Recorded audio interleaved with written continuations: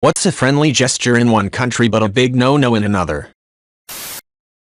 New example 7867 said.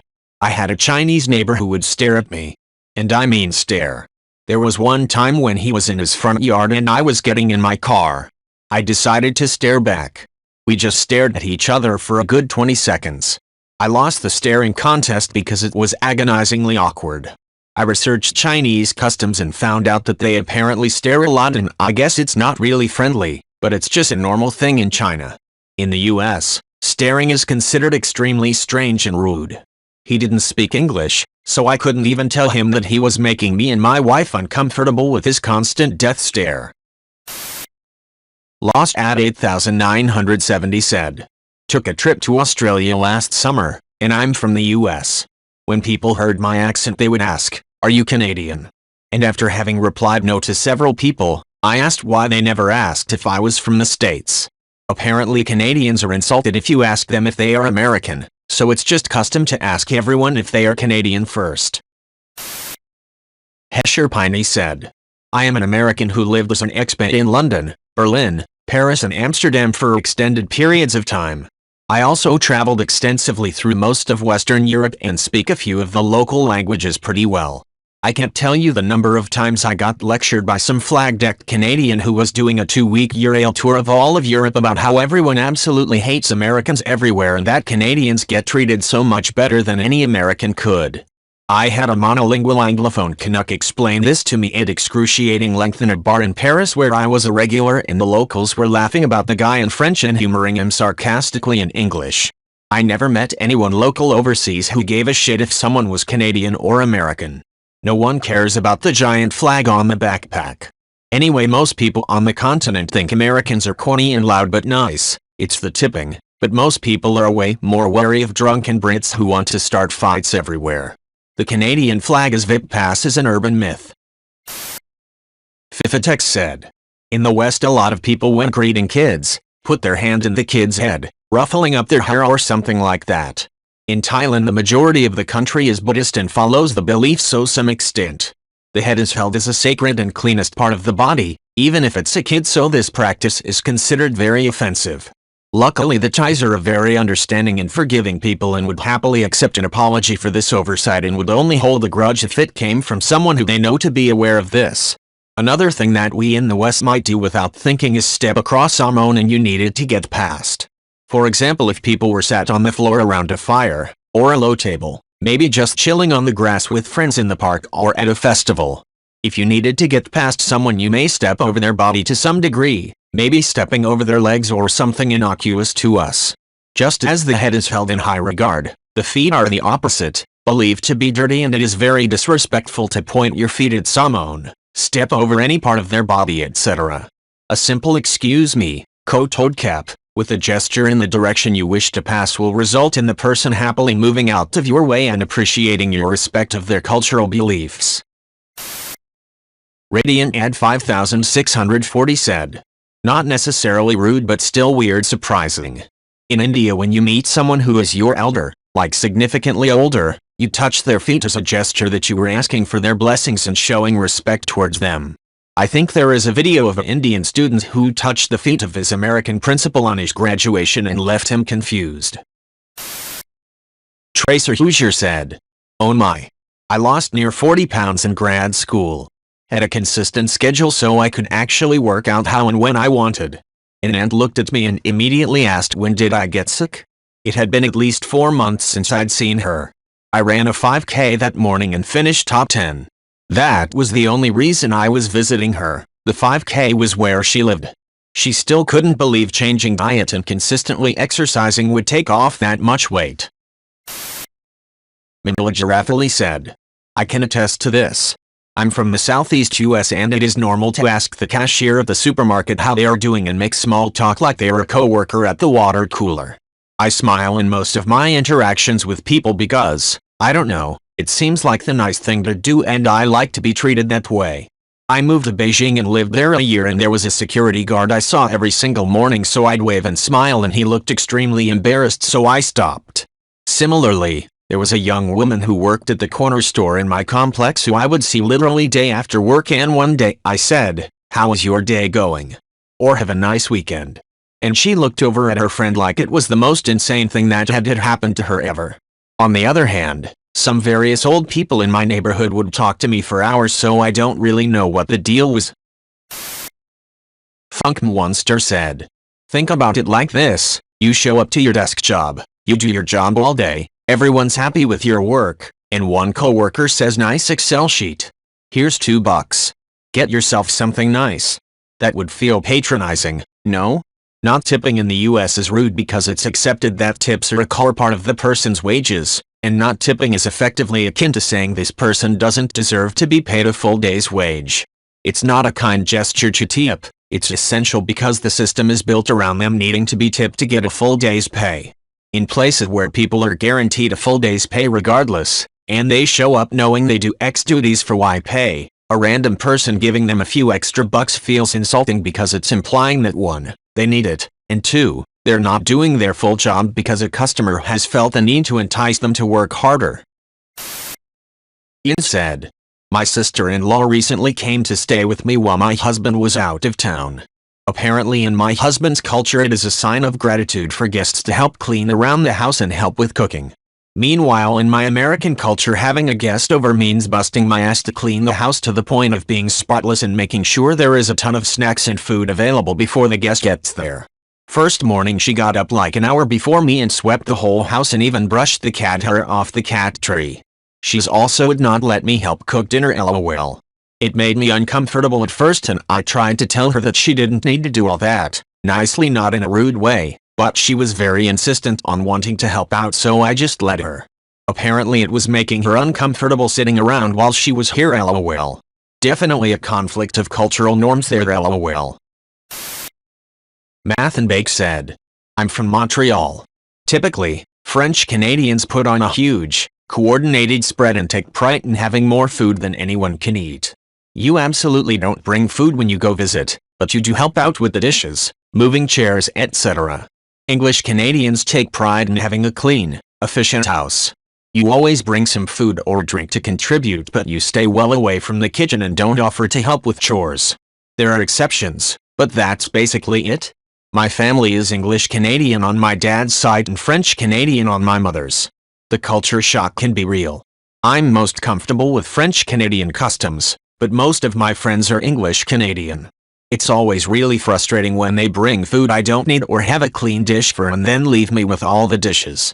And I just have to take a deep breath and remember they're just being polite in the way they know how. I try to remember to bring stuff when I go to their place, but I still struggle with not helping clean up. Thankfully, my best friend gets it. Inevitable Club 6809 said, in Australia if you directly called someone a cunt it would usually be offensive. But there are terms where you can use cunt where it wouldn't be offensive. Like a common compliment among teenage boys and young men is sick cunt or mad cunt. I remember in high school me and my friends would say cunt so much, we even created other ways to say it. For a while we started saying Kent instead of cunt as a joke. Now whenever I see the name Kent it cracks me up, and I think if I ever ran into someone who introduced themselves as Kent to me I wouldn't be able to hold in the laughter.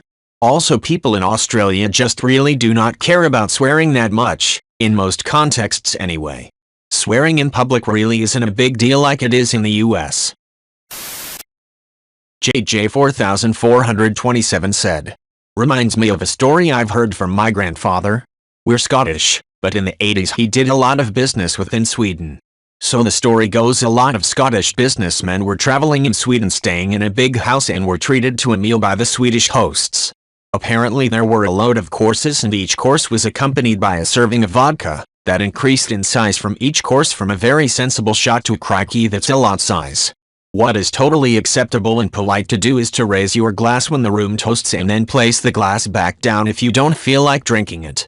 One of the Scots there, can't remember the name, call him Jim, apparently didn't know that that was okay, and ended up drinking all of this insane amount of proper Swedish vodka over the course of the evening. Flash forward to later that night and grandfather is awakened to an absolute cacophony of crashing and noise. He meets a friend in the hallway who also heard and they track it to Jim's room. They open the door and the room is completely destroyed. Curtains down, mattress torn off the bed, Sick absolutely everywhere, and Jim himself lying on the bathroom floor covered in sick and unconscious. It turns out, prior to drinking several insanely increasing servings of Swedish vodka, Jim had spent his entire life teetotal. He was rushed to the hospital and, whilst I don't remember if this is the case, I'm beyond sure he becomes teetotal for the rest of his life again, lol. The dangers of cultural sensitivity and politeness, lol. Jealous said the reason was that they tried to invade the home market of Aldi, Lidl, and the Metro Group. The grinning greeter thing wasn't that big of a problem. I don't even remember them. Germany has laws against unfair competition that prohibit many forms of price dumping. As a new player in a fiercely competitive market, Walmart wasn't able to match the prices of their competitors. After they lost $1 billion, they cut their losses and abandoned ship. Their company culture didn't help, but we have a lot of American franchises and chains here that were able to adapt and be. We are cheapskates and won't give a damn about your grin if your prices are right. Andrew altogether said, dude, that varies across the states, too. I'm from the Midwest, where you say hi to pretty much anyone you pass on the street, and it's normal to chat with whomever happens to be nearby if you're going to be waiting around a bit. On the bus and what we have of a subway, people chat all the time, especially if something happens that everyone sees, like a car crash outside the window or a jet fighter passing overhead. But I went to DC and it was dead quiet on every bus and train. I get motion sickness and dry heaved in front of the entire train car, and when I celebrated my qualified victory nobody looked up.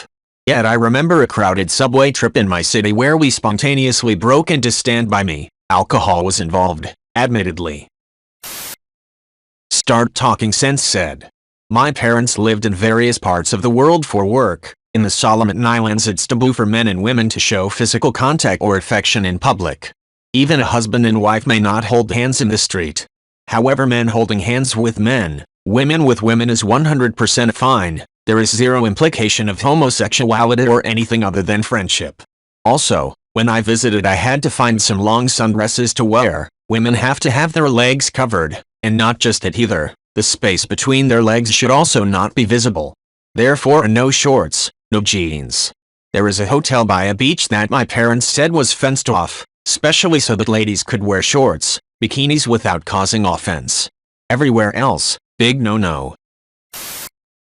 Wanderer's Endgame said, while working on a project in Egypt, I arrived at my office one day and found my secretary bright red in the face, working very hard to stifle an outburst of unladylike laughter.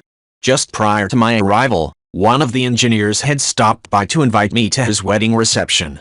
Although my secretary had never been to America, she knew enough about our culture to expect that a Maui guest at an American wedding reception will kiss the bride and shake hands with the groom. In Egypt, it's the other way around. Of course, she gave me proper warning, but she could not help but imagine what might happen if she didn't. Miss Sarah 101 said, bicep polishing gesture that is done in Japan, but not here in the USA. I remembered a game for the Super NES that had Bowser clenching his fists, except in the Japanese version where he did the bicep polishing gesture. I wasn't sure about it until I was in middle school when some kids got into a fight. One of them was upset at the Asian kid, Jet, who did the gesture in front of other Asians at a small card game. The other Asians didn't seem to care about it and just went with the game, during the hour lunch. Yet, this non-Asian kid, Bobby, who was white, that Jet had given them the finger for no reason. I had to ask another random, Tom, what was going on. Tom explained that Jet gave the finger to Bobby but doesn't know why. The boys were called into the office. I don't remember what they got, as this was around 2000, but was finally told by a teacher about cultural matters and explained what Bru's donor gesture was. Jet had made the gesture but was doing that towards another kid in the card game. To the Asian kids, it was just a gesture used to start a round of a game, similar to a handshake. Jet wasn't aware that it was considered offensive in many Latin American regions, borrowed over from the Southern Europeans, mostly the Iberian region of Spain. Mark Hayersbroner said, I had a Mexican friend who I hated to drive anywhere because he would catcall every woman he saw. Crazy thing is, on more than one occasion the woman yelled something back, and they gave him their number when he persuaded me to go back.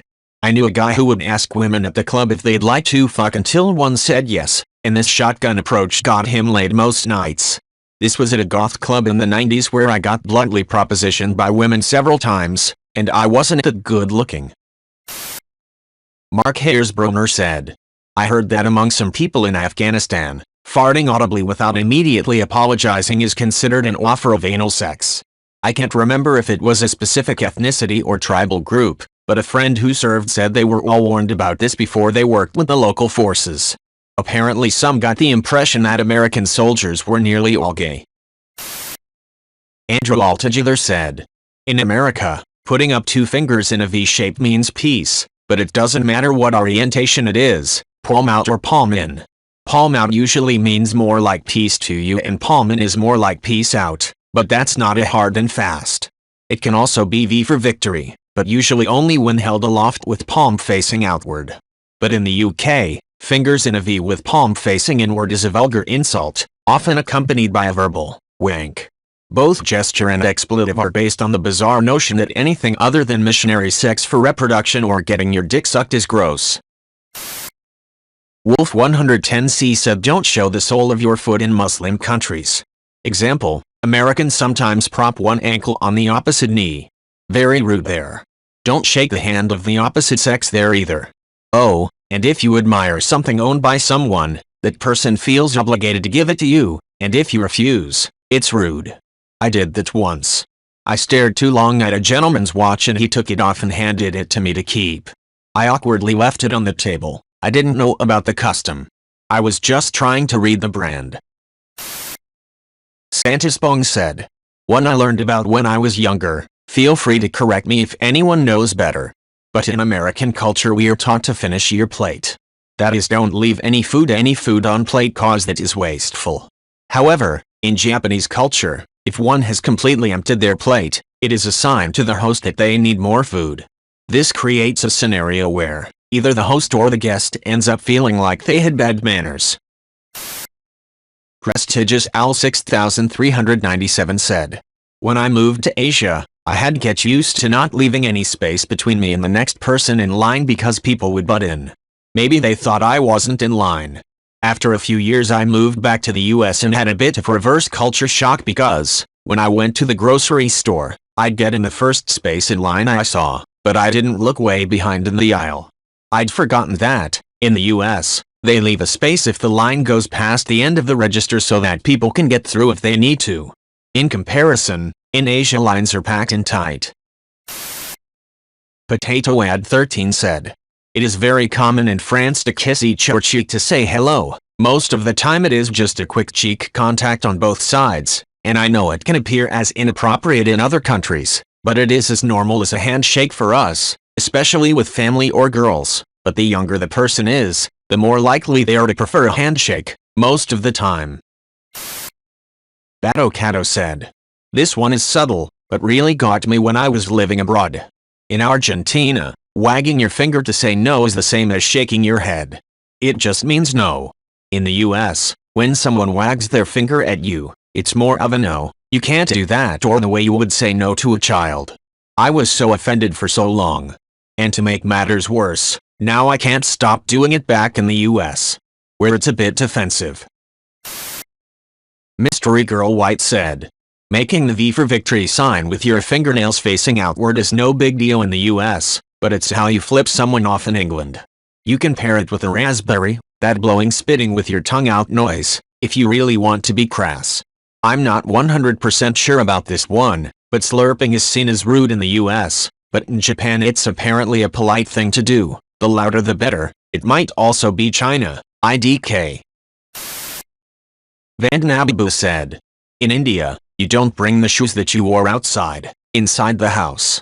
You have different slippers for inside the house. We have a separate set for guests who visit our houses too. They leave their shoes outside the house and then come, and this is unlike many countries where you can bring your shoes inside too. I personally think it's very hygienic to not bring the shoes that you wore outside. Who knows what one steps onto while walking outside? Recrawlo24 said, while this will end in rants about wages, in the US giving tips can be a friendly gesture to barbers, hotel maids, delivery drivers. That you feel they did or went above and beyond their job. For example, I tip my barbers all the time because all but one did an amazing job on do what you think looks best. I tip hotel maids if I find nothing wrong with my room, a clean room when I enter. 99 deaths said. Indian can confirm. Touching someone's feet is a gesture to show that you respect them a lot. Usually the younger ones touch the elders' feet. But it is also sort of a custom that if you meet relatives somewhere, not limited to them coming to your home or you going to there, literally anywhere, the children of the house touch the elders' feet. You're not exactly alone said. This is a bit of a different one, but in Mandarin if you're taking time to think of a response, rather than going on their filler word is the Mandarin word for that, which is naja. When said out loud this word sounds like the N-word, which has led to some disputes when it's overheard in English-speaking countries.